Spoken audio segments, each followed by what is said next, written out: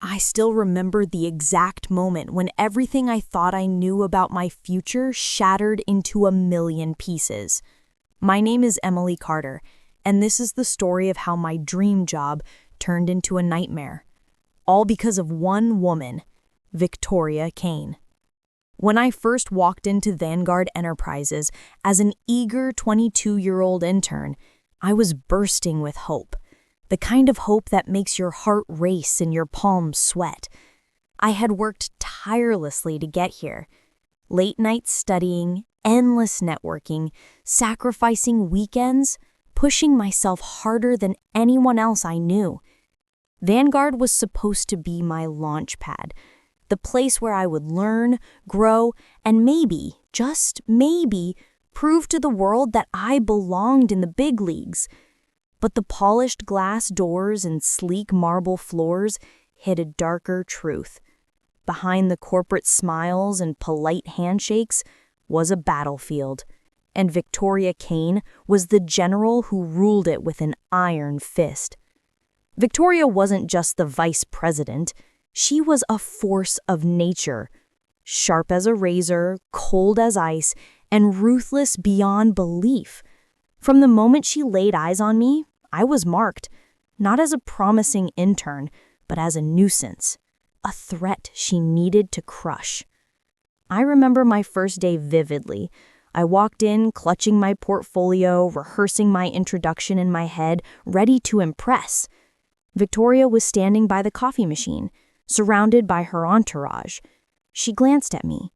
Just one quick, sharp look, and her eyes narrowed in a way that made my stomach drop. "I hope you know this isn't a playground," she said, her voice dripping with condescension. "If you want to survive here, you'll learn to keep your head down and your mouth shut." Her words cut deeper than I wanted to admit.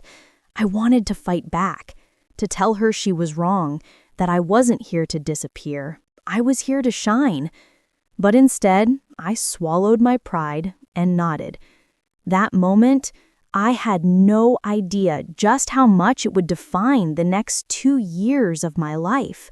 From then on, Victoria made sure I felt her presence every single day. She assigned me impossible tasks with deadlines that were laughable. She twisted my words in meetings to make me sound foolish. She spread whispers behind my back that I was incompetent, lazy, and undeserving. The office, which should have been a place of growth and opportunity, became a cage. Every step I took was watched, judged, and sabotaged. But here's the thing about nightmares. Sometimes they reveal truths you never wanted to see. Victoria wasn't just cruel for the sake of power. Beneath that polished exterior, she was hiding something darker. One late night, after everyone had gone home, I stumbled upon a file on her computer, a file she never meant for anyone to see. It wasn't a report or a simple mistake. It was a blueprint for a hostile takeover. A plan that would make Victoria millions while gutting Vanguard's future. I froze, my heart pounding in my chest. What I had uncovered wasn't just a betrayal of the company, it was a betrayal of everything I believed in. That was the night I realized this wasn't about surviving anymore. This was about fighting back. But fighting someone like Victoria Kane, that would be like going to war with a hurricane. She was smart, cunning, and always one step ahead. And if I wanted to win, I'd have to be smarter, faster, and more ruthless than she ever imagined. And what she did next, no one saw coming. The days that followed my discovery were some of the darkest of my life. I was no longer just an intern trying to learn the ropes. I was a target. Victoria Kane wasn't just a ruthless boss anymore. She was a predator, and I was the prey she had chosen. Every morning, I walked into Vanguard with a knot in my stomach, bracing myself for the next strike. She had perfected psychological warfare. It wasn't just about impossible deadlines or public humiliation. It was about breaking me piece by piece, making me doubt my abilities, question my worth, and feel utterly alone. One day, she handed me a project that was supposed to take a week and gave me only 2 days. When I asked for an extension, she smirked in front of the entire team. "If you can't handle the pressure," she said loudly, "maybe you don't belong here." The words echoed in the room, and the whispers started again. I was the weak link, the intern who couldn't keep up.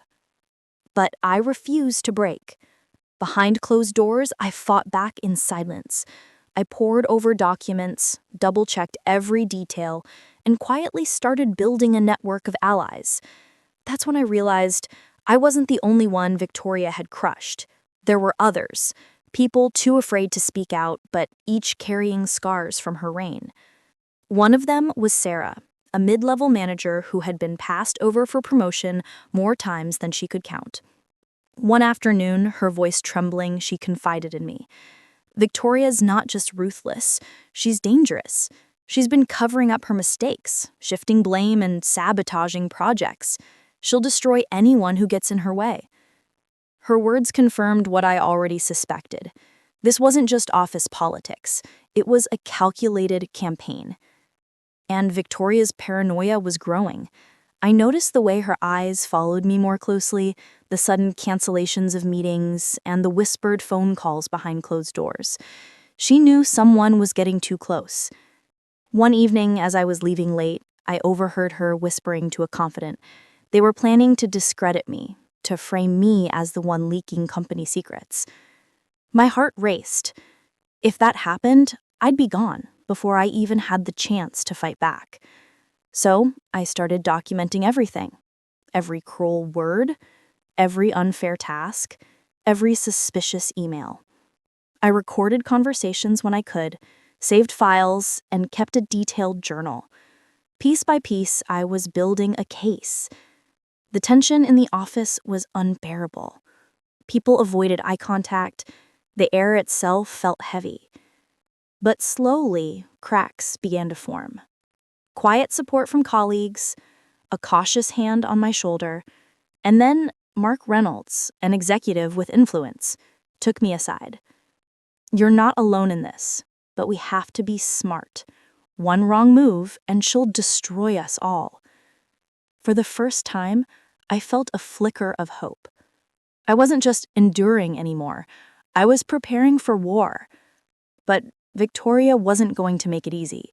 She was a master manipulator, and every day felt like walking through a minefield. One wrong step, and everything would explode. Then I found it, buried deep in her files. A secret so dangerous it could bring her entire empire down. And that's when the real game began. Months passed, and I realized that endurance wasn't enough anymore. If I wanted to beat Victoria, I couldn't just survive her attacks. I had to outsmart her. Mark Reynolds became my closest ally. He was cautious and calculating, the kind of man who measured twice before cutting once. When I showed him what I had found, he leaned back in his chair, his jaw tightening. "Emily," he said, "Victoria's been playing dirty for years. Everyone knows it, but no one's had the guts to stand against her. If you're serious about this, you'll need more than just evidence. You'll need a plan." So, we built one. We mapped out her entire network, the people she manipulated, the favors she owed, and the secrets she kept hidden in shadows. It was like peeling an onion, layer after layer of corruption. And at the core, Victoria's ambition burning like fire. She wasn't just manipulating numbers, she was orchestrating a hostile takeover of a smaller firm, one that would enrich her but devastate Vanguard's future. Even worse, she had board members in her pocket, complicit or too afraid to challenge her. The stakes were bigger than I'd ever imagined, so I worked in silence. Quiet conversations in stairwells, late-night meetings with Sarah and Mark, encrypted emails, every move calculated, every risk weighed. I wasn't just an intern anymore. I was a strategist, a fighter. But fear never left me. Every time Victoria's heels clicked down the hallway, my stomach nodded. Every time her eyes lingered on me in a meeting, I wondered if she knew. One night, surrounded by stacks of evidence in my tiny apartment, I broke down. Tears streamed down my face as I whispered, "What if I fail? What if this destroys me?" But then I looked at the files again, the proof of her lies, her corruption, and the lives she had crushed, and I knew there was no turning back. This wasn't revenge anymore. It was justice, and my chance to deliver it was coming. The day of the board meeting arrived with the weight of a storm.